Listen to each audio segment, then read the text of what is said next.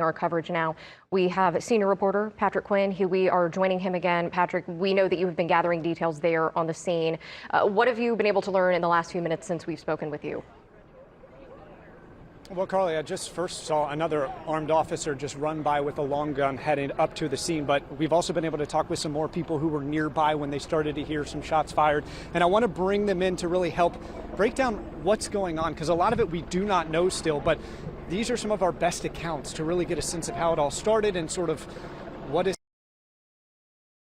your name? It's Catherine Whitehill. Catherine, nice to meet you. Nice to meet you. First, sorry to meet you on such circumstances, but you were up there, you saw some of these shots. Break down what happened. Yeah, so I'm actually trying to go get my kids, so I was freaking out, speeding, and cars were trying to tell me not to go, and I'm like, I'm going in, and then I get up to the top, and that's where I saw a cop in the middle of the intersection.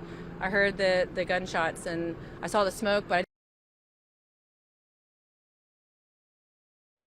Bear status kind of went into full effect right there. I imagine, is your child still up there? They are, yeah. We've been getting reports that they're okay and they're safe. All this that we're in there and they're helping. And some of the kids, their parents are in the CDC. They're also on lockdown and they're okay, so that's always good. You're composed. How? I've had a lot of help. We've been talking through because there's my husband's here, we've got friends here, so I was not composed at first. I was crying. But it seems like we've gotten some updates that have made me a little bit more composed. Yeah. Remind us the scene up there. What is in that area? Obviously, that the daycare's right there. We've heard a lot about this CVS right there. We're right around Emory University. This is a busy area of Atlanta.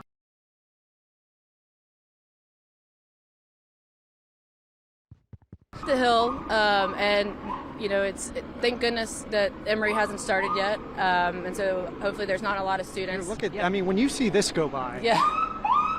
Yeah, I mean, it's like, it's freaky. I mean, like like I said, I was like crying to him on the phone. He's calmed me down, but thankfully we've gotten really good reports, but that's not, it's not something we want to see when that's happening. But,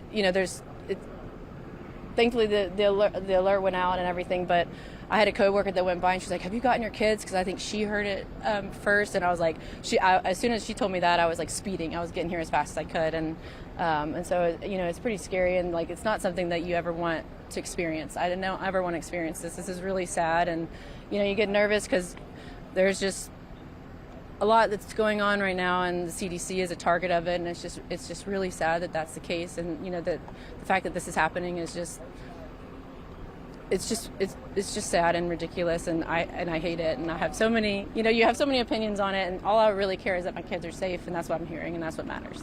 I can hear you try and stay in your body, but also recognizing the out-of-body moments. It's hard not to. Right. The alerts that you're getting about your child that have given you a little bit of confidence, what are they saying to you?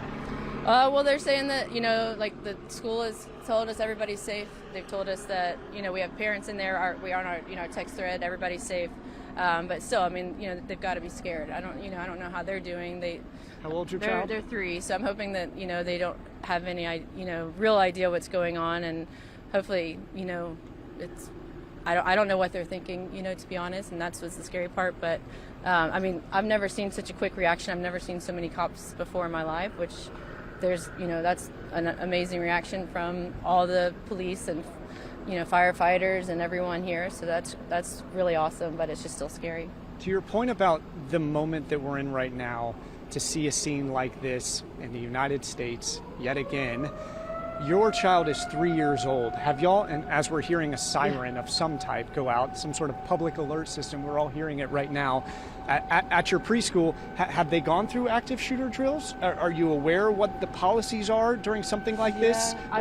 I know they've gone through, tornado drills, and I know that they've gone through different things. I'm sure that all the teachers have been prepared because, unfortunately, this is the way the world is today, and you have to be prepared. And it's just really sad.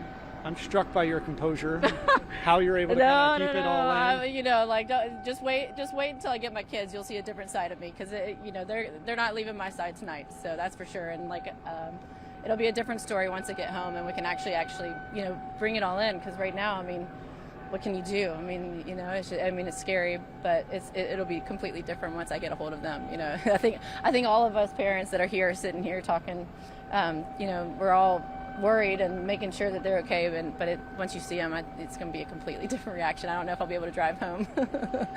Take your time. Yeah, I know, right? Yeah. Raw and real. I think we're all hearing these emotions, Blair and Carly. We're going to send it back to you. We'll continue to try and get a sense of what's going on. I mean, we're continuing to see law enforcement show up here, so very much an active scene here, trying to get some answers. Sounds like there's a little bit of confidence from some of those who have loved ones in the area that at least the alert system is working. Law enforcement is here.